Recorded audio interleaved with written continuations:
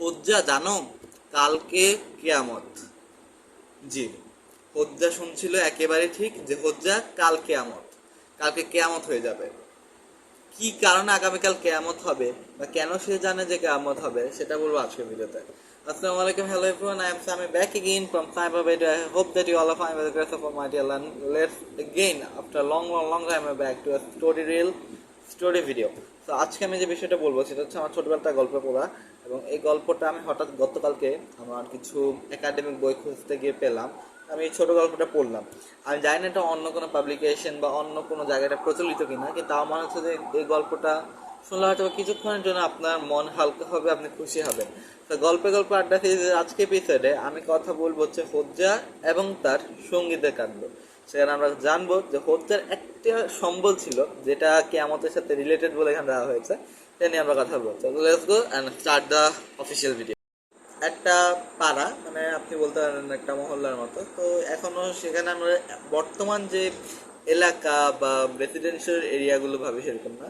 তো একজন সাধারণ মানুষ, তিনি একটু মোটা, তার বিভিন্ন রকম কাজ তিনি করেন। তো তার একটা ছাগল ছিল। তো গ্রামে বা আগে যে কোনো এখনো হয় যে বিভিন্ন জায়গায় আপনি যদি কোনো কিছু দেখতে পান, খাবারের হোক বা যেটা যে একজন মানুষের আছে, সেটা প্রতি আমাদের একটু না একটু হিংসা তো হয়। তার কাছে ছাগল ছাগল আছে, তার কাছে গরু আছে, সে তো আমাদের একটু খাওয়াইতেই পারে, কি সমস্যা।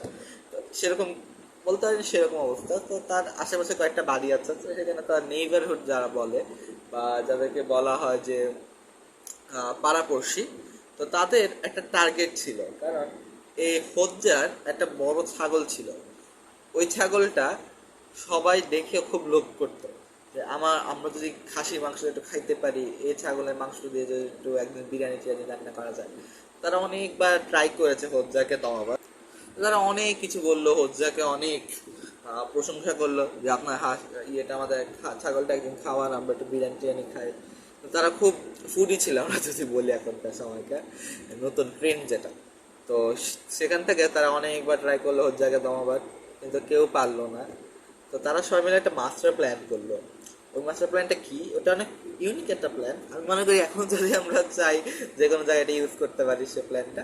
তো মূলত সেই প্ল্যানটা হচ্ছে যে তারা হোজ্জার কাছে গিয়ে বলবে, হোজ্জা কালকে কিয়ামত, সব কিছু ধ্বংস হয়ে যাবে, কিচ্ছু থাকবে না, তুমিও মারা যাবে, আমিও মারা যাবো, পৃথিবী ধ্বংস হয়ে যাবে। আমরা সবাই জানি কেমন মানে পুরো পৃথিবী ধ্বংস হয়ে যাবে।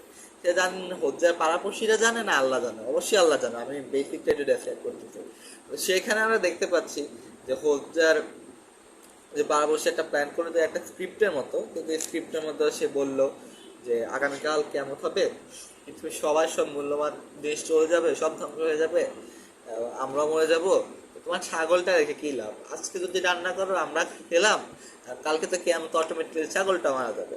তো এই বুদ্ধিতে তারা হোজ্জার কাছে গেল। তো একটু সহজ মনে ছিল, কারণ এখনকার আমাদের তো মানে খুব শক্ত করে কথা বলি, তখনকার সব মানুষ খুব সরল ছিল, খুব সোজা কথায় বিশ্বাস করতো। কিন্তু এখন আমরা যদি আমি যদি বলি, আমার এখন মনে আছে 2020 সাল একেবারে খুবই স্টার্টিং এর একটা সময় ইউটিউবে একটা ভিডিও খুব ভাইরাল ছিল।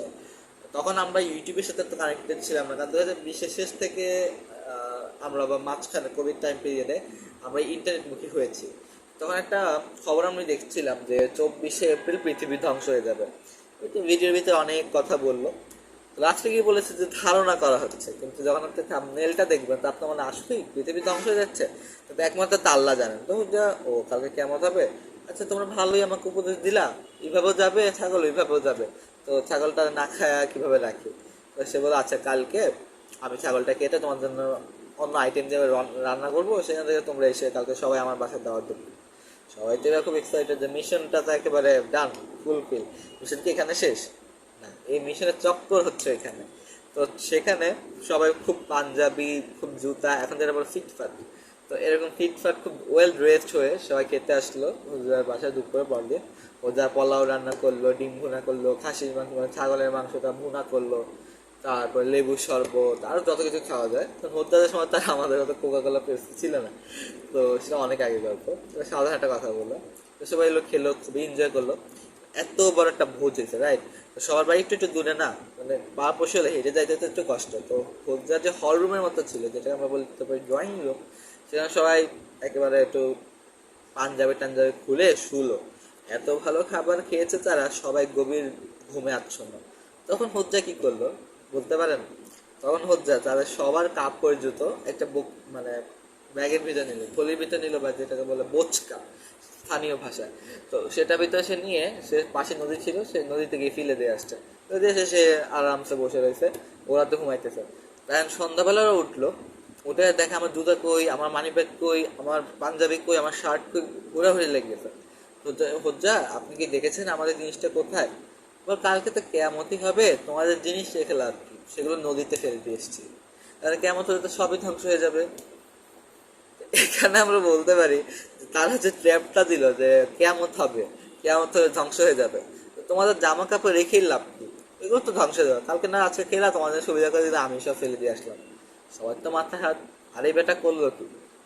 এটাই আমরা বুঝতে পারি যে কোনো সময় কোনো কিছু ফেক বা কিছু বানায় কাউকে বলতে গেলে এটার দৃঢ়তাটা আমাদের একটু বুঝতে হয়, কথা বোঝাটা সামঞ্জস্যপূর্ণতা থাকা লাগে। তো হজ্জার যে সাথীরা ছিল তার তো এখানে অনেক বড় আর কি লসের ভিতরে পড়ে গেল। তো কাউকে কোনো সময় ঠকানো উচিত না। হয়তো এই গল্প আপনার অনেক জায়গায় দেখতে পারেন, কিন্তু আমার মনে হলো আজকে বললাম। So that's all for today. I hope that you like our today video. It was a really a great session with you people, and see you in the next video. Assalamu alaikum.